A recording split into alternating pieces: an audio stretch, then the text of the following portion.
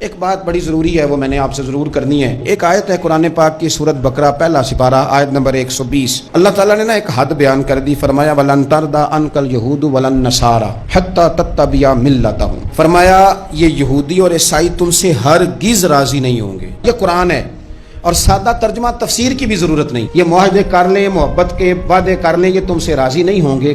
کب راضی ہوں گے؟ حتی تتبع ملتہم، یہاں تک کہ تم ان کے دین کی پیروی کرنے لگے۔ دنیا میں یہ سبز ہلالی پاسپورٹ لے کے جا سکتے ہیں، خبردار اسرائیل آپ یہ پاسپورٹ لے کے نہیں جا سکتے۔ یعنی اتنی نفرت کسی ملک سے کہ اس پر لکھ کے چھاپ دیا ہر صفحے پر کہ یہ پاسپورٹ سوائے اسرائیل کے ہر ملک کے لیے کارآمد ہے۔ میرا سوال ہے عرب کے ان لیڈروں سے جنہوں نے اسرائیل کے ساتھ معاہدہ کیا، مجھے بتاؤ تمہیں فلسطین کی بیٹیاں بھول گئی نا ساری کی ساری؟ تمہیں وہ ماں بھول گئی نا جو مسجد اقصیٰ کے دروازے پہ کھڑی ہو کے چیخیں مارتی تھی اور کہتی تھی کوئی علی کو خبر کرو کہ میری بچیاں قید میں ہیں؟ کہتی تھی یا رحمت للعالم۔ بھول گیا تمہیں وہ سارا کچھ؟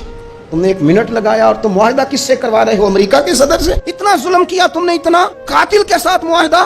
کیا سمجھتے ہو فلسطین والوں کا کوئی والی وارث نہیں؟ سنو، میرے رسول کریم صلی اللہ علیہ وسلم نے فرمایا میرا کوئی مالدار امتی دنیا سے چلا جائے، پیسے جائیدادیں چھوڑ کے جائے تو اس کی اولاد میں بانٹ دینا، لیکن اگر اس کے ذمہ قرضہ ہو تو میرے پاس آ جانا، میں اپنے امتی کا قرض ادا کروں گا۔ جس کا کوئی وارث نہیں ہوتا مدینے والا اس کا وارث ہوتا ہے، میں قرض دوں گا اپنے امتی کا۔ کیا سمجھتے ہو فلسطینی لاوارث ہے؟ صبح قیامت نبی پاک تم سے سوال کریں گے، تمہیں اللہ کے حضور حاضری دینی ہے۔ اقبال کہنے لگے رات فرشتے آپس میں باتیں کر رہے تھے کہ سنا ہے پاکستان کے ہندوستان کے مسلمان جوان مایوس ہو گئے۔ کہنے لگا نہ مایوس ہونا، نکل کے صحرا سے جس نے روما کی سلطنت کو الٹ دیا تھا، نکل کے صحرا سے۔ گرمی دیکھو اس شعر کی، ولولہ دیکھو اس مرد کا جو مصور پاکستان ہے، نکل کے صحرا سے جس نے روما کی سلطنت کو الٹ دیا تھا، سنا ہے میں نے یہ قدسیوں سے، وہ شعر پھر ہوشیار ہو۔ آج کا سارا واقعہ تو مسجد اقصیٰ کے گرد گھومتا ہے۔ سبحان الذی اسریٰ بعبدہ لیلا من المسجد الحرام الی المسجد الاقصیٰ۔ حضور نے معراج کی رات مسجد اقصیٰ میں نماز پڑھائی تھی، اور ایک بار پھر سے طیبہ سے فلسطین میں آ، راستہ دیکھتی ہے پھر مسجد اقصیٰ تیرا۔ ایک بار حضور گئے تھے مکے سے مسجد اقصیٰ، اور پھر حضور فرماتے ہیں جب میں واپس گیا نا تو کفار نے جو کہ مسجد اقصیٰ دیکھی ہوئی تھی تو مجھ سے پوچھنا شروع کر دیا کہ مسجد اقصیٰ کی کھڑکیاں کتنی ہیں، دروازے کتنے ہیں، پلر کتنے ہیں۔ جب انہوں نے سوال جواب کیے تو حضور فرماتے ہیں کہ رب کریم نے مسجد اقصیٰ کو اٹھا کے میرے سامنے رکھ دیا۔ میں دیکھتا جاتا تھا، بتاتا جاتا تھا، کہہ لوں بات کر لوں۔ ایک دفعہ حضور مکے سے مسجد اقصیٰ آئے اور ایک دفعہ مسجد اقصیٰ میرے نبی کی زیارت کے لیے مکے گئی، حضور کی زیارت کے لیے مکہ شریف گئی۔ اور میرے نبی تو صرف کسی چیز کی طرف ایک دفعہ دیکھ لیں تو وہاں رحمت کے پھول کھلتے ہیں۔ مسجد اقصیٰ کی طرف منہ کر کے 17 مہینے میرے نبی نے نماز پڑھی ہے۔ مسلمانوں پتہ ہی کوئی نہیں، ہماری خبریں ہی اور ہیں، ہمارا درد ہی اور ہے، ہمیں پتہ ہی نہیں بم کہاں برس رہے ہیں، ہمیں یہ خبر ہی نہیں۔ اور میں اس دور میں تقریریں کر رہا ہوں جہاں سوتوں کو جگانا نہیں پڑتا، جاگتوں کو جگانا پڑتا ہے۔ یہ مولوی کو بات کرتا تو لوگ کہتے دیکھو مولوی گالی دیتا ہے، لیکن اگر قائد اعظم محمد علی جناح کہے کہ اسرائیل امریکہ کی ناجائز اولاد ہے تو پھر تو تمہیں ہضم کر لینا چاہیے نا، پھر تو لیبرل کو بھی ہضم ہونا چاہیے نا کہ قائد اعظم نے کہا ہے، اور اس ناجائز بچے کو تم نے اتنی طاقتیں دے دی کہ وہ مسلمانوں کے قبلہ اول میں نماز پڑھنے والوں کو بھی نہ بخشے۔ کہاں گئی تمہاری وہ انسانی حقوق کی بڑی بڑی تنظیمیں، کدھر گئی؟ مسجد اقصیٰ کی توہین ہو گئی تو پھر طوفان کیوں نہیں اٹھا، ٹاک شو کیوں نہیں ہوئے، بحثیں کیوں نہیں ہوئی؟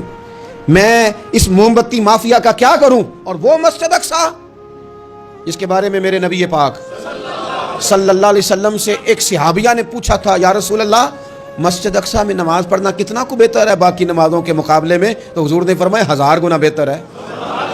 بی بی عرض کرنے لگی سونیا میں جا تو نہیں سکتی، دل بڑا کرتا ہے۔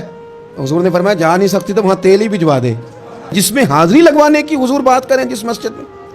اور نبی پاک علیہ السلام نے فرمایا خاص کر کے سفر کرنا ہوا تو 3 مسجدوں کے لیے کرنا، ایک مسجد حرام بیت اللہ کے لیے، ایک مسجد نبوی کے لیے، اور تیسرا مسجد اقصیٰ کے لیے۔ یہ وہ عظیم لوگ ہیں رسول اللہ صلی اللہ علیہ وسلم کے دین کے غلام کہ ابھی ایک لفظ نہیں پڑا ہوتا الف با تا سا، پہلے دن گھر سے نکلتے ہیں تو حضور فرماتے ہیں اللہ کے فرشتے ان کے پیروں کے نیچے پر بچھا بھی دیتے ہیں، پہلے دن اتنا بڑا اعزاز ملتا ہے۔